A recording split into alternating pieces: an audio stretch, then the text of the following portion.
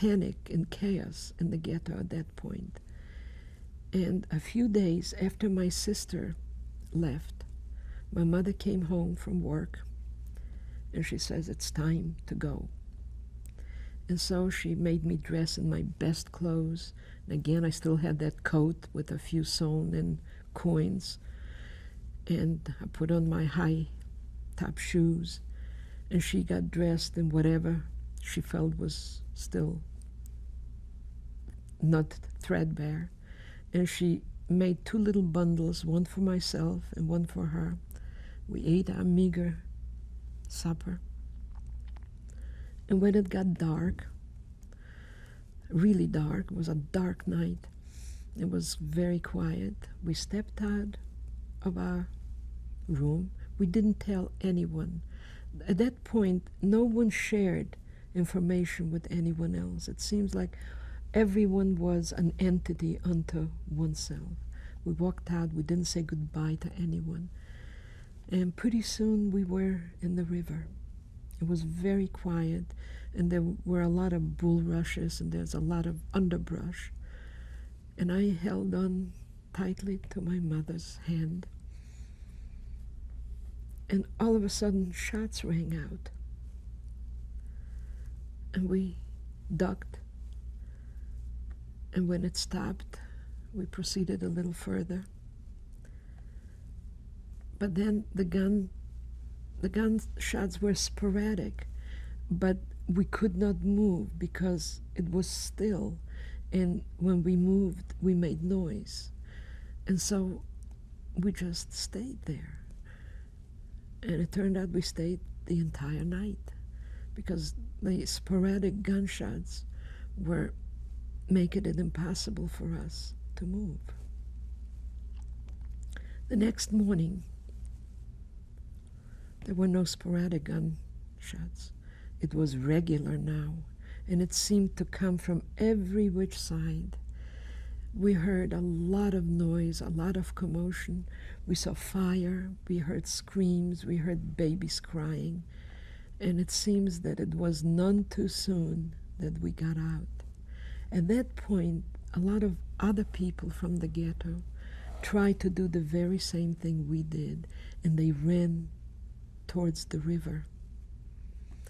In that time, the guards started screaming, the Ukrainian guards, and this is a phrase in Ukrainian, Vylazh, ya tebe bachu, and that means, crawl out, Jew, I can see you.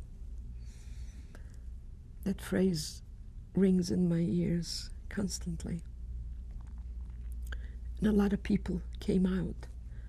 My mother held me down and we stayed put. And that went on for several days. And my mother made me eat the soggy bread that was in the bundle. It tasted awful. And she kept saying, I have to be strong and I can't give up now. And she kept giving me directions of how to get to the farmer's house on the other side of the river, where that was supposed to have been our hiding place.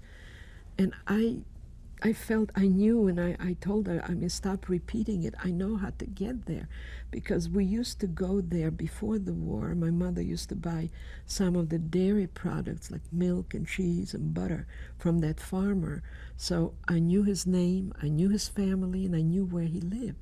Only we didn't go through the river, we went all around. That was in a little village called Skobelka. And we stayed pinned down, and at that point, the gunshots were working full time. There were screams from the ghetto and fire, and it never let down even at night and day. I don't know how many days we stayed in the river, but it was several days, and I kept dozing off. And one time I woke up, or I thought I woke up, and I looked around.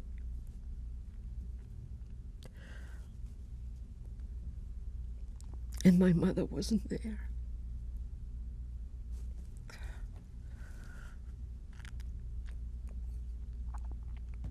I really became panic-stricken. I didn't know what to do, and I just stayed there until the very end of that day. And by that time, everything quieted down.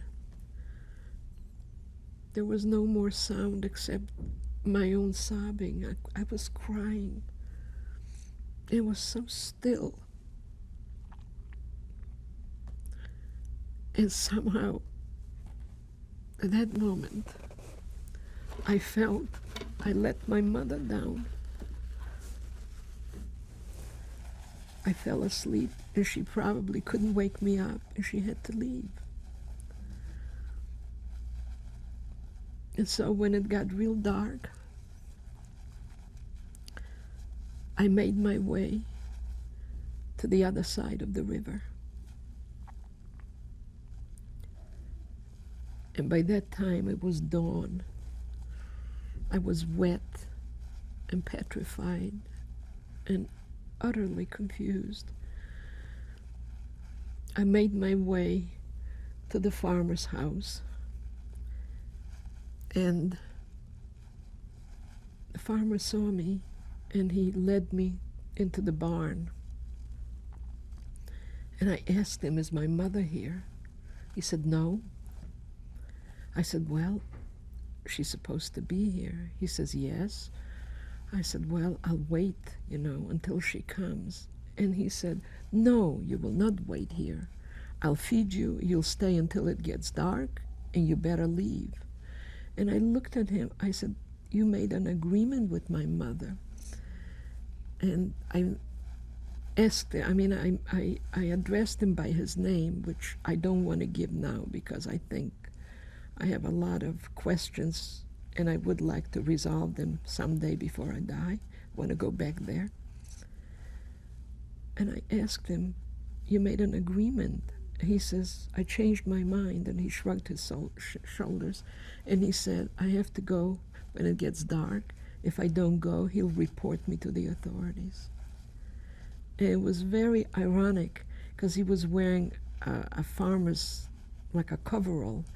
And in the corner, I saw my father's gold pocket watch with the chain, which I'm sure was part of the money that my mother tried to buy the hiding place for us.